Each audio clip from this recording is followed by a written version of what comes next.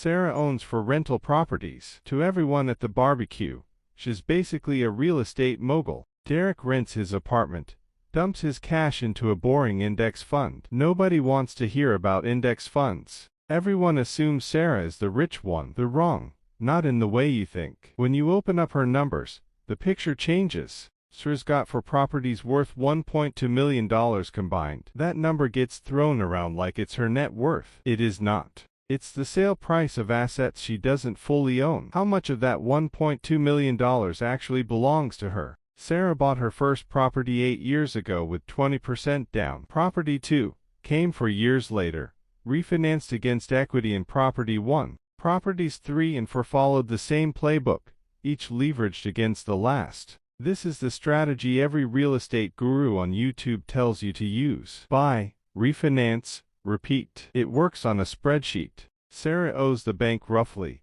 $780,000 across those 4 properties. Her actual equity, the part that's hers, is about $420,000. That's real money. Nobody's saying it isn't. It's a third of what people assume when they hear for properties. That $420,000 in equity isn't sitting in a bank account. It's locked inside walls, roofs, and plumbing across 4 addresses. She can't spend it, can't easily access it. Every dollar is exposed to the same risk, a downturn in one local market. Combined rent across all 4 units comes to $6,800. Sounds like a landlord's dream, right? Except it's not passive, and it's barely income once you subtract costs. Mortgage payments across 4 properties total $4,900 a month. That leaves $1,900. Subtract property taxes, roughly $650 a month combined. Insurance, another $340. That's already down to $910. Factor in maintenance, 1 to 2% of property value annually. That's $1,000 to $2,000 a month she should be setting aside. A water heater dies in one unit and an evac fails in another.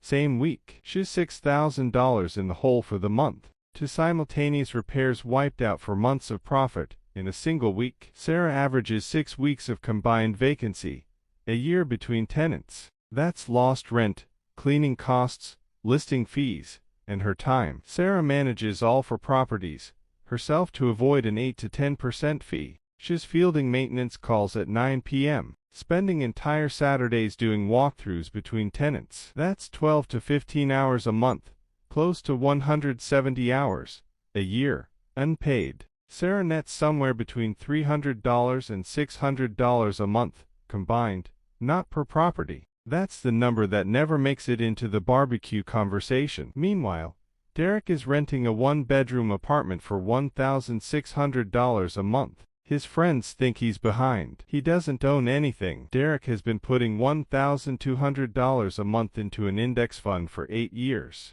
Derek's original contributions total roughly $115,000 over that period. At 9% average return, his portfolio sits at approximately $165,000. No debt. No tenants. Number 9 p.m. phone calls. No risk concentrated in 4 buildings in one metro area. If the market drops 30%, Derek's portfolio drops with it, but he owes no mortgage. Sarah's mortgage payments are due whether her tenants pay rent or not. Sarah's $420,000 in equity looks bigger than Derek's $165,000 portfolio. It is bigger, but equity in real estate isn't liquid. If Sarah needs $30,000 tomorrow, she can't sell a doorknob. She takes a home equity loan, which adds more debt, or sells the property. That takes months and comes with realtor fees, eating 6% off the top. Derek can sell $30,000 of his index fund in 4 minutes. That's the difference between wealth on paper and wealth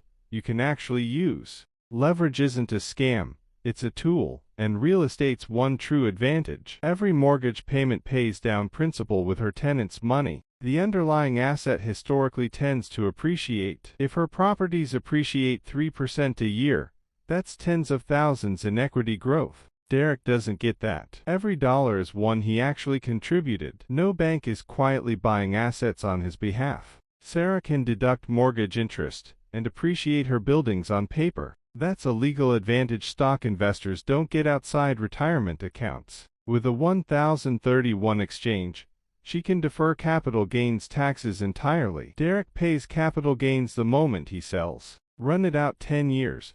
Sir's equity could grow to $700,000, $900,000. Derek ends up somewhere around $480,000 to $530,000. On paper, Sarah wins. But is Sarah rich? She's carrying $780,000 in debt, working an unpaid part-time job managing it, holding an asset she can't quickly convert to cash, exposed to concentrated risk in a handful of zip codes. Derek has less net worth, but every dollar is his, liquid, and diversified. Requires 0 hours of his time. Neither of them is doing it wrong. The real mistake is assuming the sale listing number is the number in their pocket. If you feel behind because they own 4 properties, run the actual numbers. Ask what they owe, not just what they own. Ask how many hours a month it costs them. The answers are usually less impressive than the headline. Becoming a landlord can work, but it's a business, not a lottery ticket. The people who win ran the numbers before they signed anything. Are you looking at their assets, or what they actually keep? Only one of those numbers tells you the truth.